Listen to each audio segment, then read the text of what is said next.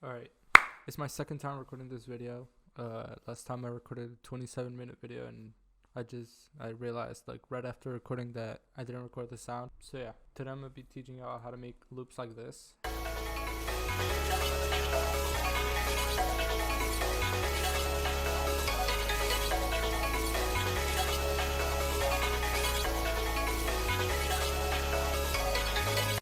And then flipping those loops into starters like these.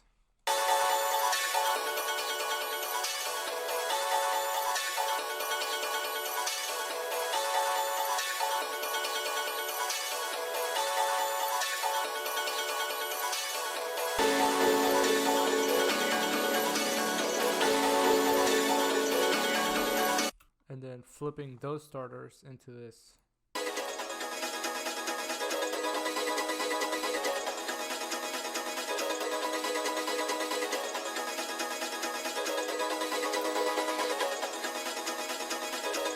So yeah, effectively reusing a loop and then using whatever we made with that into another loop. So let's start with the loop.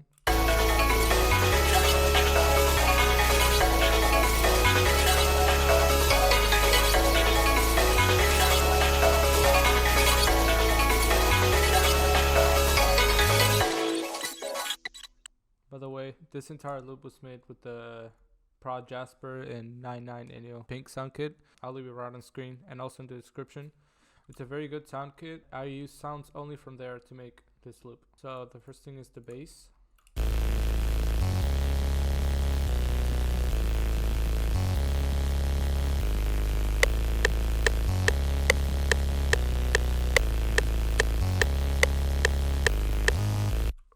So yeah, very simple bass, just like a few notes.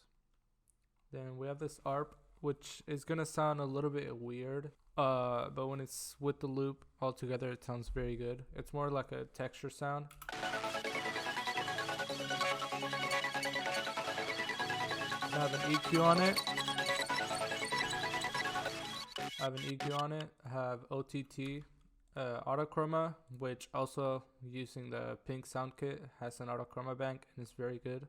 I recommend these presets that I favorited here. They're very good. And a pretty fast distortion. So without the effects, it sounds like this.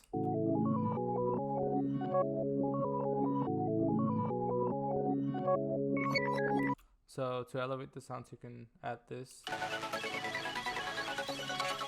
It sounds very good and like textury. Then we got this pluck, which I feel like is one of two sounds that really make this loop sound good. This is how the pluck sound. I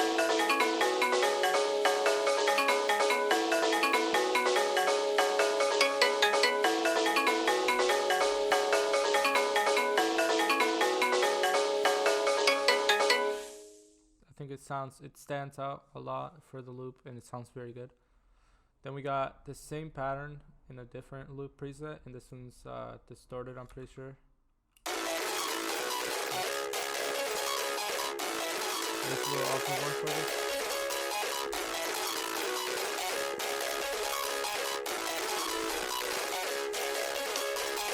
Again, that's like a texture sort of pattern. Then we got this lead, which really reminds me of ADM music for some reason.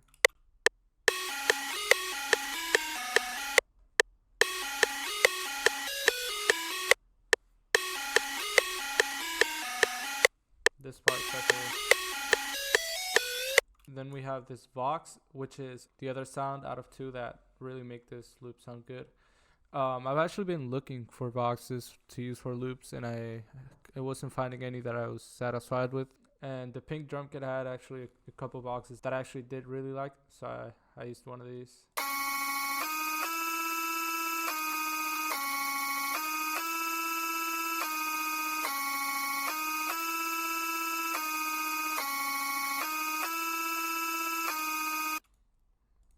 So yeah, very good box. So this is how everything sounds like.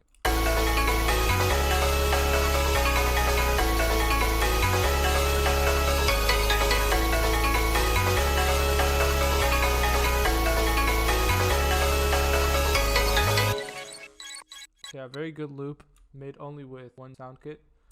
Then what I did for this sound right here was Actually, I'm gonna play first.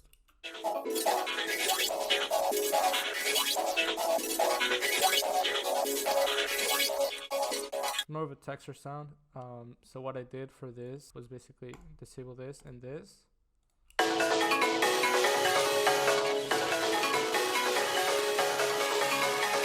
And I added effects to it. So if I do this and put it on the track, which has auto chroma again from the pink kit, shaper box, and an EQ, sounds like this.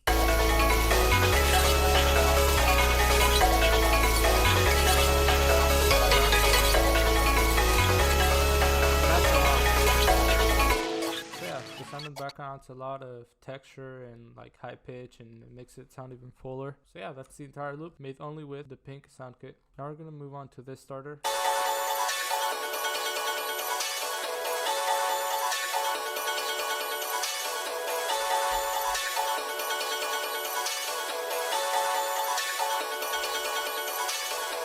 So what I did for the starter is I grabbed the loop and I put it through Fruity Sizer and I made this pattern.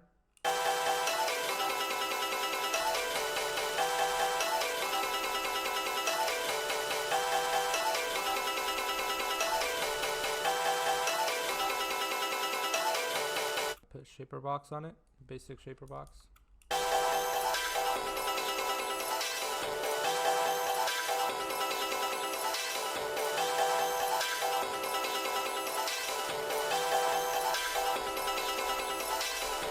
Then I exported that and I brought it here and I pitched it up by 2 semitones and I EQ'd it out.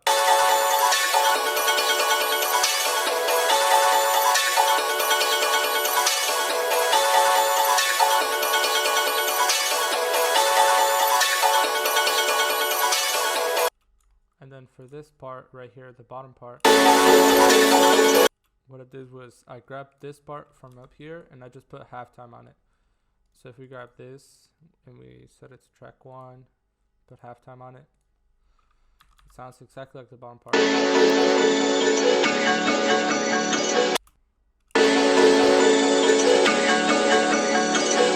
So basically the rundown is I grabbed the loop that I made a chop of it, I put shaper box on it, and I grabbed that, pitched it up, duplicated it, and put halftime on it.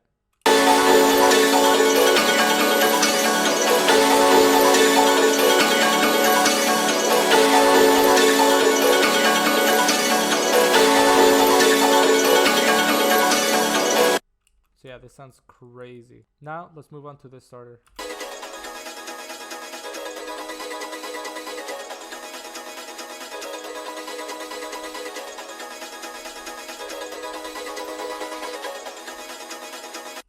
Alright, now this one's a little bit more complicated because it involves chopping, a lot more chopping. So what I did for that is I grabbed the starter that we made before and I reversed it and I pitched it up. And it sounds like this.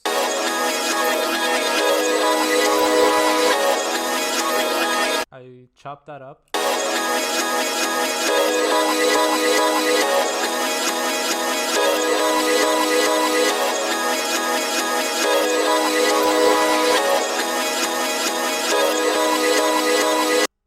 Which already sounds insane by itself. And I added Portal and Shaper Box to spice it up a little bit more. This is just a volume like really fast, and an EQ. It sounds like this.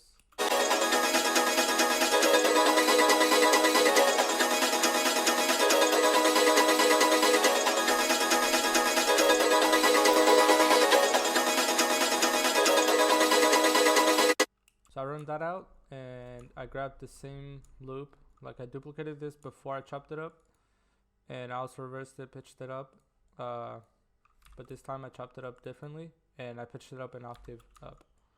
So it should sound like this.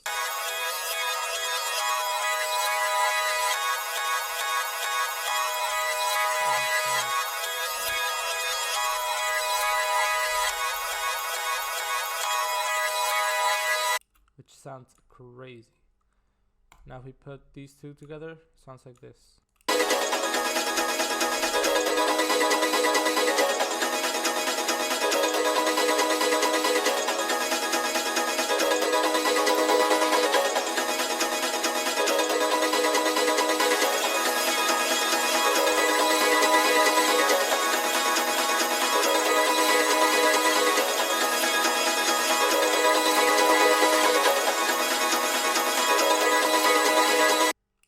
That's the loop and the students artist that we just made. Now this is going to be a little off topic, but I wanted to show you a little trick that I've been using lately to make midis like this.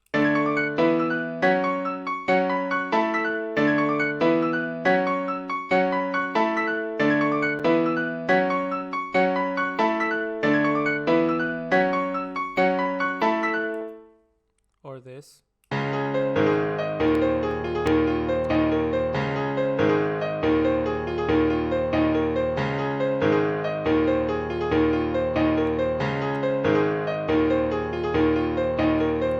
Now, if you look at these midis closely, you can tell that there's one thing in common. And that thing is basically using chords at the bottom and really short patterns up top. But they're like catchy and they repeat a lot. So that's kind of the trick I've been using. I know it's not very insightful on my part, but the best way I can explain it is just by making it in person. So what I always do to start with these is just set like any BPM, and I'll do 142. And I always set my bass notes. I don't know, let's do like.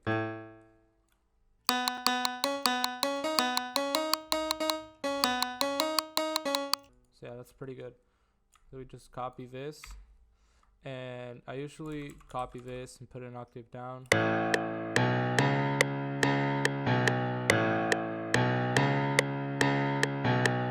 yeah, very basic, but it works. So then the next step of what I always do to make that type of midis is basically just start putting like random notes that fit in this little gray thing, like these little light gray squares. These basically mean that they are on key. Also, some notes it might get wrong, like for example this beat, but it still sounds good. It's not like 100% accurate, but it is very helpful. The way you can turn these on is by going into this little arrow, view, and scale highlighting and automatic. And it takes like the notes in the pattern to actually show you like what key it's on. So here in the corner it says C sharp minor. So yeah, if I start putting notes like in this, see, this doesn't sound good, but if I pitch it up one,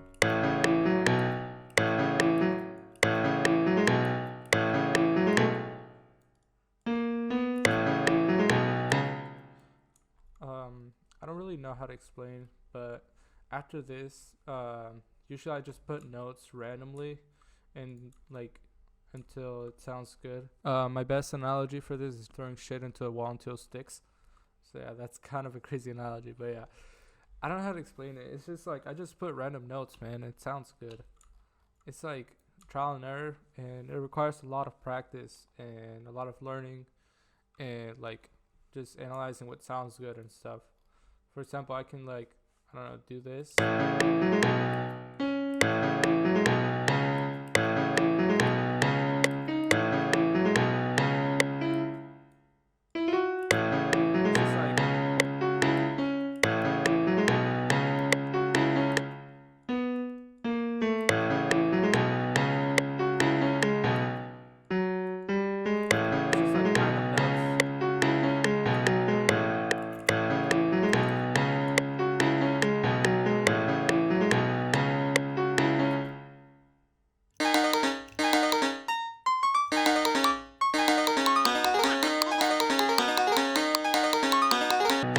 Sometimes I'll add like notes here. Like.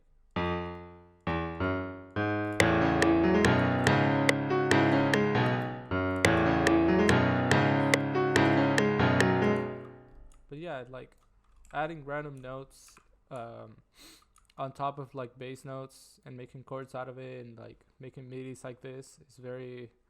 It is easy when you have practice and you already kind of know what to do, but it is like a good starting place to make really good melodies. This is the strat I used for the loop that I just showed you. I know it might not be very helpful to some people, but this is more of like a tip if you're already a little bit familiarized with this kind of stuff. Also, another tip is midis really step your game up, because this sounds good, but it can sound even better if you use ARPs, because it can.